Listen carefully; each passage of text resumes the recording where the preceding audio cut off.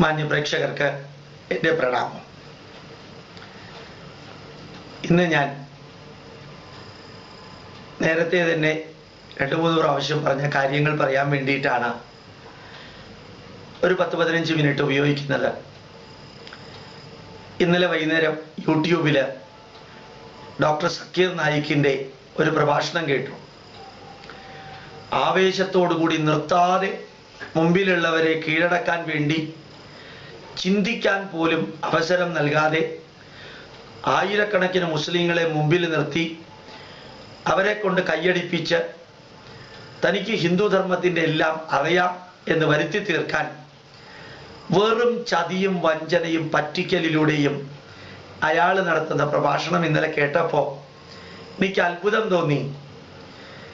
അയാൾ പറയുകയുണ്ടായി, കൃഷ്ണൻ ജനിച്ചിട്ടുണ്ടാകാം, ഇല്ലാതിരിക്കാം, എന്നാൽ ലോകത്തിൽ അല്ലാഹു ഉണ്ട്. ഞാൻ വെറുതെ ഒരു ചോദ്യം ചോദിക്കാം. ശ്രീകൃഷ്ണൻ മധുരയിൽ ജനിച്ച് വൃന്ദാവനത്തിൽ വളർന്ന് തൻ്റെ ഉജ്ജ്വലമായ ഒരു നഗരം ദ്വാരകയിൽ പണിതത് കേംബ്രിഡ്ജ് യൂണിവേഴ്സിറ്റിയും NIO Goa national institute of oceanography ഗോവയിലെ സീനിയർ സയന്റിസ്റ്റ് ഡോക്ടർ SR റാവുവും ആർക്കിയോളജിക്കലി തെളിയിച്ചിട്ടുണ്ട്. അങ്ങനെ പൂർണ്ണ തെളിവോടുകൂടി ലോകം അംഗീകരിച്ച കൃഷ്ണൻ ജനിച്ചിട്ടുണ്ടാവാം, ഇല്ല എന്നും അല്ലാഹു ഉണ്ട് എന്നുള്ളത് ഉറപ്പാണെന്നും പറയുന്നു. അപ്പോൾ ഒരു ചോദ്യമില്ലേ, അല്ലാഹു എവിടെയാ ജനിച്ചത്? അല്ലാഹു എവിടെയാ ജീവിച്ചത്? അല്ലാഹു ഇപ്പോഴും ഉണ്ടെങ്കിൽ എവിടെയാ നിലനിൽക്കുന്നത്?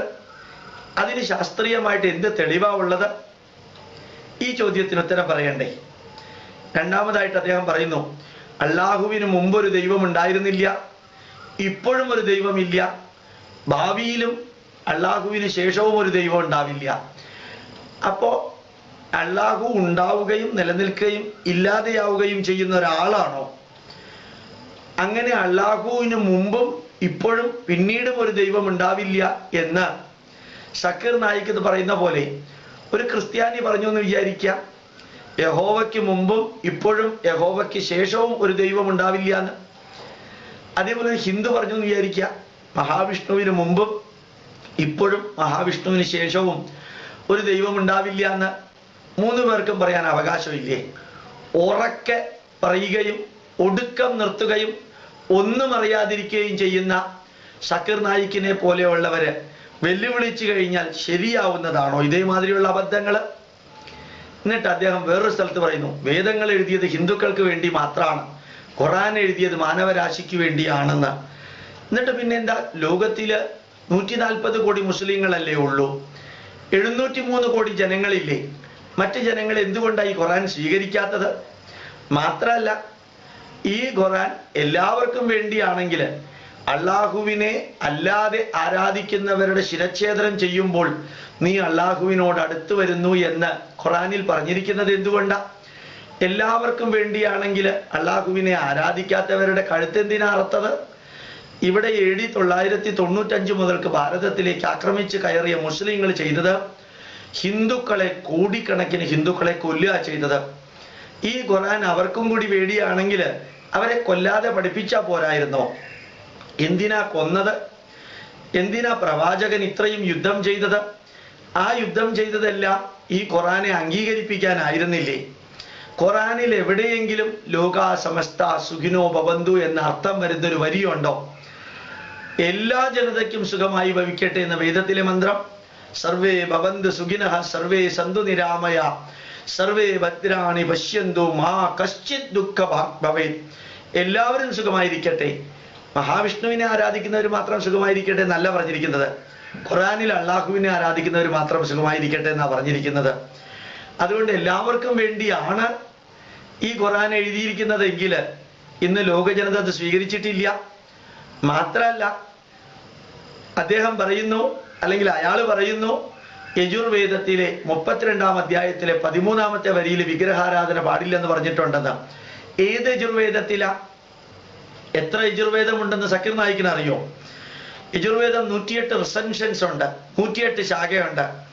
വെറുതെ ഒരു യജുർവേദം എന്ന് പറഞ്ഞാൽ 10,000 കണക്കിന് മുസ്ലിങ്ങൾ മുമ്പിലുണ്ടെങ്കിൽ അവർ ധരിക്കും യജുർവേദത്തെ കുറിച്ച് സർവജ്ഞാനിയാണ് സക്കീർ നായിക് എന്ന് ഒരു ചുക്കും അറിയാതെയാ പറയുന്നത്. 32-ാം അധ്യായത്തിലെ 13-ാമത്തെ വരിയാണെന്ന്.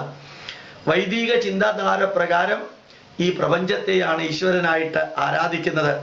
സക്കീർ നായിക് പറഞ്ഞിരിക്കുന്ന 32-ാമത്തെ അധ്യായത്തിലെ 13-ാമത്തെ വരി വിഗ്രഹാരാധനയുമായിട്ട് ഒരു ബന്ധമില്ല.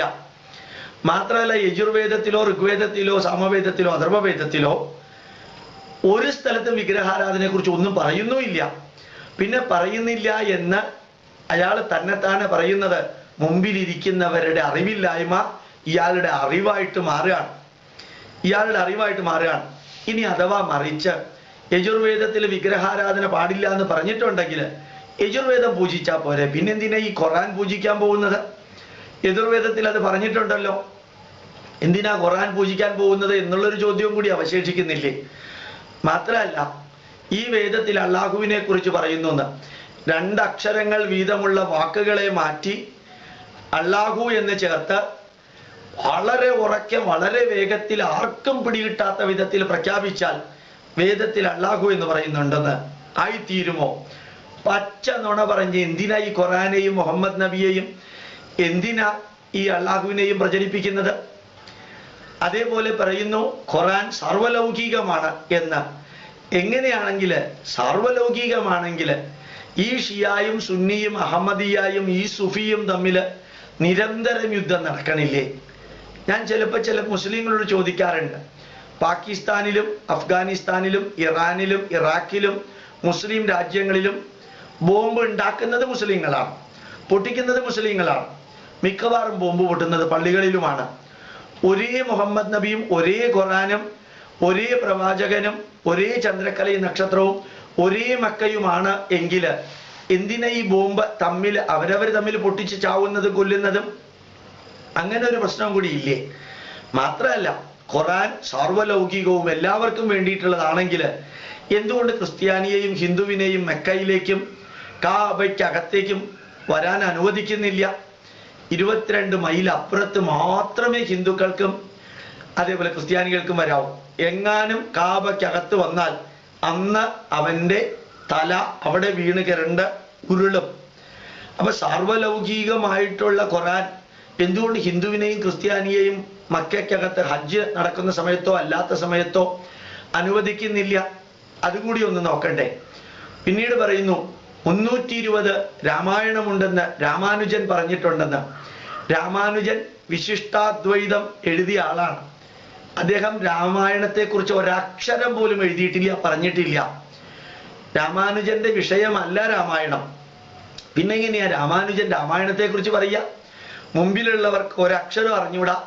രാമാനുജം രാമായണം രണ്ടിലും രാമ എന്ന വാക്കുള്ളത് കൊണ്ട് സക്കീർ നായിക് വിചാരിച്ചു രാമാനുജൻ എന്നൊരു വാക്ക് പറഞ്ഞാൽ എല്ലാവരും വിശ്വസിച്ചോളുമെന്ന്. എന്തൊരബദ്ധ! മനുഷ്യനെ പറ്റിക്കുന്നതിന് ഒരു അതിര് വേണ്ടേ? വിശിഷ്ടാദ്വൈതം എഴുതിയ രാമാനുജനും രാമായണവും തമ്മിൽ ഏത് ബന്ധമുള്ളത്?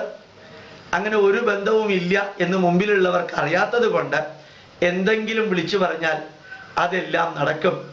അദ്ദേഹം പറയുന്നു രാമായണം 320 ഉണ്ട്, ഖുർആൻ ഒന്നേ ഉള്ളൂ എന്ന്. സക്കീർ നായിക്കിന് തെറ്റുപറ്റിയതാ. 320 രാമായണം മലയാളത്തിലുണ്ട്, 410 രാമായണം തമിഴിലുണ്ട്, 500ഓളം രാമായണം തെലുങ്കിലുണ്ട്. ഭാരതത്തിൽ അസാധാരണമാംവിധം രാമായണങ്ങളുണ്ട്. എന്താ ഇത്രയും രാമായണങ്ങൾ ഉണ്ടാവാൻ കാരണം? ചിലത് രാമായണത്തിന്റെ സംക്ഷിപ്തമാണ്, ചിലത് രാമായണത്തിന്റെ കമന്ററിയാണ്, ചിലത് രാമായണ കഥകൾ മാത്രം എഴുതിയിരിക്കുന്ന, അതാത് രാമായണം അതാത് ദേശത്തെ ഭാഷയിൽ എഴുതിയിരിക്കുന്നതാ രാമായണത്തിലെ വ്യാഖ്യാനം. മാത്രമല്ല അടുത്ത കാലത്ത് കേരള സാഹിത്യ അക്കാദമി അവാർഡ് കൊടുത്തത് രാമായണത്തെക്കുറിച്ച് ഒരാൾ എഴുതിയിരിക്കുന്ന ഒരു പുസ്തകത്തിനാണ്. അതും ഒരു രാമായണാണ്. അനവധി രാമായണങ്ങൾ ഉണ്ടാവുന്നതാണ് കപ്പാസിറ്റി, ഒരൊറ്റ പുസ്തകം ഉണ്ടാവുന്നതല്ല കപ്പാസിറ്റി. ഞാൻ പറഞ്ഞു എന്ന് വിചാരിക്കുക, എൻ്റെ ബയോകെമിസ്ട്രി PhD-യിലാണ്, ലോകത്തിൽ ഒരു ബയോകെമിസ്ട്രി പുസ്തകമേ ഉള്ളൂ എന്ന് ഞാൻ പറഞ്ഞു എന്ന് വിചാരിക്കുക. എന്തൊരബദ്ധ! ഒരു ബയോകെമിസ്ട്രി പുസ്തകമേ ഉണ്ടാവാൻ പാടുള്ളൂ എന്ന് ഞാൻ പറഞ്ഞു എന്ന് വിചാരിക്കുക. അത് അതിനേക്കാളും അബദ്ധമല്ലേ? മാനവരാശിക്ക് ആവശ്യമായിട്ടുള്ള എല്ലാ അറിവുകളും ഒരു പുസ്തകത്തിൽ കൊടുക്കാൻ പറ്റുമോ? ഒരാൾ വിചാരിച്ചാൽ കൊടുക്കാൻ പറ്റുമോ? ഒരു കാലഘട്ടത്തിൽ എഴുതിയ പുസ്തകം എല്ലാ കാലഘട്ടത്തിലേക്കും ഒരേപോലെ ഉപയോഗിക്കാൻ പറ്റുമോ? എനിക്ക് ഒരു പുസ്തകമേ ഉള്ളൂ എന്ന് പറഞ്ഞ് അഭിമാനിക്കണോ, അല്ല എനിക്ക് ഒരു പുസ്തകമേ ഉള്ളൂ എന്ന് പറഞ്ഞ് തലകുനിച്ച് ലജ്ജിക്കണോ? ഇതാണ് ചിന്തിക്കേണ്ടത്. ഹൈന്ദവ ജനതയ്ക്ക് 2000-ഓളം അടിസ്ഥാന ഗ്രന്ഥങ്ങളുണ്ട്, 10,000-ഓളം വ്യാഖ്യാനങ്ങളുണ്ട്, 1,00,000-ഓളം ഉപാഖ്യാനങ്ങളുണ്ട്. എന്നിട്ടും തീർന്നില്ല.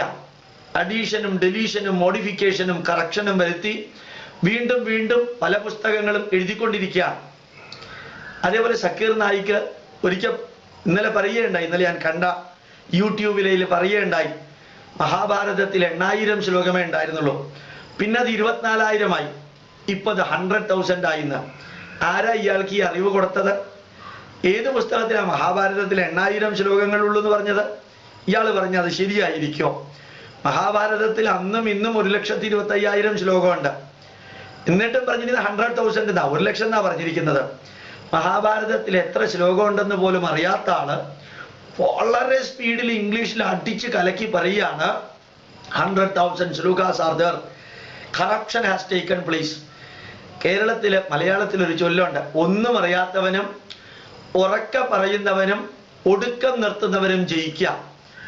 ഇത്രയൊക്കെ വാദിക്കാനും ജയിക്കാനുമാണ് സക്കീർ നായിക്ക് ശ്രമിക്കുന്നതെങ്കിൽ ഓരോ പോയിന്റ് ബൈ പോയിന്റ് അല്ലേ വിവരിക്കേണ്ടത്? ഒരെണ്ണം പറഞ്ഞ് അടുത്തയിലേക്ക് കയറി മറ്റവനെ കൊണ്ട് വായടപ്പിച്ച രീതിയിൽ പറയിക്കുമ്പോൾ ഓർമ്മിക്കുക, കഴിവും ചങ്കൂറ്റവും അറിവുമുള്ളവന്റെ മുമ്പിൽ ഇതുമാതിരി പട്ടി കുരയ്ക്കുന്ന മാതിരിയുള്ള കുരയ്ക്കൽ വിലപ്പോവില്ല. അതേപോലെ ശ്രീ രവിശങ്കറുമായിട്ട് അഭിമുഖത്തിൽ രവിശങ്കറിനെ തോൽപ്പിച്ചു എന്ന് അദ്ദേഹം പറയുന്നുണ്ട്. രവിശങ്കർ ആയാലും മാതാ അമൃതാനന്ദമയി ആയാലും സത്യസായി ബാബയായാലും നമ്മളെ പോലെ തന്നെയുള്ള മനുഷ്യരാണ്. അവർ മാനവരാശിയുടെ ദുഃഖവും വേദനയും ഇല്ലാതെയാക്കുന്നവരാ. ഭാരതീയ പൈതൃക ഗ്രന്ഥങ്ങളിലെല്ലാം അവർ അവകാശം നേടിയവരൊന്നും അല്ല. മാതാ അമൃതാനന്ദമയി കഷ്ടിച്ച് 4ാം ക്ലാസ്സേ പഠിച്ചിട്ടുള്ളൂ. ഭഗവാൻ സത്യസായി ബാബ 8ാം ക്ലാസ്സേ പഠിച്ചിട്ടുള്ളൂ. ശ്രീ രവിശങ്കർ ബിടെക് പഠിച്ചിട്ടുണ്ട്. അവരൊന്നും പഠിച്ചത് ഭാരതത്തിലെ വേദങ്ങളും പുരാണങ്ങളും ഇതിഹാസങ്ങളും ദർശനങ്ങളും ഉപവേദങ്ങളും ഉപാംഗങ്ങളും ഒന്നുമല്ല. അവരുടെ വിഷയവുമല്ലാതെ അവനവന്റെ വിഷയമല്ലാതിരുന്നിട്ട് പോലും സക്കീർ നായിക്ക് മഹാഭാരതത്തെക്കുറിച്ചും രാമായണത്തെക്കുറിച്ചും ഒരു ചുക്കും അറിയാതെ വേദത്തെക്കുറിച്ചും ഘോരഘോരം പ്രസംഗിച്ച് മുമ്പിലുള്ളവന് ചുമ്മാ കുറെ ചോദ്യങ്ങൾ ഇട്ട് വെക്കുക. ഒരു കാര്യം ഉറപ്പാ, കള്ളൻ ഏത് വഴി കൂടെ വേണമെങ്കിലും പോകാം. അതാണ് ഇപ്പൊ കാണിക്കുന്നത്. പക്ഷെ പോലീസുകാരന് കള്ളന്റെ പുറകെ മാത്രമേ പോകാൻ പറ്റുള്ളൂ. പോലീസുകാരന് പരിമിതിയുണ്ട്. എന്താ കാരണം എന്നറിയോ? അവർക്ക് സെറിമോണിയൽ റിച്വൽസ് അല്ല, അവർക്ക് അവരുടെ കർമ്മമണ്ഡലത്തിലുള്ള അറിവേ ഉള്ളൂ. ഒരു പുസ്തകമേ ഉള്ളൂ എങ്കിൽ അവർക്കും പരിഹാരത്താക്കാൻ സാധിക്കുമായിരുന്നു. 2,000 ഗ്രന്ഥങ്ങളും 10,000 വ്യാഖ്യാനങ്ങളും 1,00,000 ഉപാഖ്യാനങ്ങളുമുള്ള ഹിന്ദു ധർമ്മം വ്യാഖ്യാനിക്കാൻ വളരെ ബുദ്ധിമുട്ടാണ്. മാത്രമല്ല, ഇടയ്ക്ക് സക്കീർ നായിക്ക് പറയുന്നുണ്ട്, ഈ ഖുറാൻ എന്ന പുസ്തകം ലോക ജനതയ്ക്ക് ദൈവം നൽകിയതാണെന്ന്. പക്ഷേ ഞാൻ പറയുന്നു, വേദങ്ങൾ ദൈവം നൽകിയതല്ല, ഇതിഹാസങ്ങളും ദൈവം നൽകിയതല്ല, പുരാണങ്ങളും ദൈവം നൽകിയതല്ല. ദൈവീക അനുഗ്രഹമുള്ള മനുഷ്യന്റെ പ്രശ്നങ്ങൾ പരിഹരിക്കാനായിട്ട് എഴുതിയതാ. അതിൽ മന്ത്രദ്രഷ്ടാക്കളായ ഋഷിവര്യന്മാരെന്ന് എടുത്തു പറയുന്നുണ്ട്. നല്ല ബുദ്ധിയും യുക്തിയും ശാസ്ത്രവും അറിവുള്ള ഋഷിവര്യന്മാര്, പണ്ഡിതന്മാരായ ഋഷിവര്യന്മാര് സ്വന്തം കൈകൊണ്ട് എഴുതിയതാണ് പുരാണങ്ങളും ഇതിഹാസങ്ങളും വേദങ്ങളും. അതുപോലെ തന്നെ അറിവില്ലാത്ത, വിദ്യാഭ്യാസം ഇല്ലാത്ത ഒരു വ്യക്തി എഴുതിയതല്ല ഭാരതത്തിലെ വേദങ്ങളും ഇതിഹാസങ്ങളും പുരാണങ്ങളും. അതുകൂടി അറിയണം. സിദ്ധി നേടി, സാധകം നേടി അവരെഴുതിയത് സന്ദേശങ്ങളായി വേദങ്ങളിൽ വന്നു. ഓരോ വേദമന്ത്രം എഴുതിയ ഋഷിവര്യന്റെ പേര് വേദമന്ത്രത്തിന്റെ മുകളിൽ കൊടുത്തിട്ടുണ്ട്. വേദപുസ്തകം, ഋഗ്വേദമോ യജുർവേദമോ പുസ്തകം എടുത്ത് നോക്കിയാൽ അറിയാം. ഗായത്രി മന്ത്രം എഴുതിയത് ഗാദിനോ വിശ്വാമിത്ര ഋഷി, ദേവി ഗായത്രി ചന്ദ മിത്രോ ദേവത. ഗാദിന വിശ്വാമിത്രൻ എഴുതി 24 അക്ഷരമുള്ള ഛന്ദസ്സില് മിത്രനെ, സൂര്യനെ പുകഴ്ത്തുന്ന, വാഴിക്കുന്ന, വിവരിക്കുന്ന മന്ത്രമാണ് ഗായത്രി മന്ത്രം എന്ന് പറഞ്ഞിട്ട ഗായത്രി മന്ത്രം ജപിക്കാം. അപ്പൊ മന്ത്രങ്ങള് എഴുതിയത് ദൈവമല്ല, ദൈവം മന്ത്രങ്ങൾ എഴുതുകയില്ല. ദൈവത്തിന്റെ ജോലിയല്ല മന്ത്രം എഴുതുക. ദൈവത്തിന്റെ ജോലിയല്ല എന്നെ പുകഴ്ത്തണം, എന്നെ വാഴിക്കണം, ഞാനല്ലാതെ മറ്റൊരു ദൈവത്തിനെ നീ പൂജിക്കരുത്, എന്നിലൂടെ മാത്രമേ സ്വർഗത്തിലേക്ക് പോവുള്ളൂ എന്ന് ഒരു ദൈവവും സാധാരണ പറയാൻ പാടില്ല. അതൊക്കെ രാഷ്ട്രീയക്കാർ പറയുന്നതാ.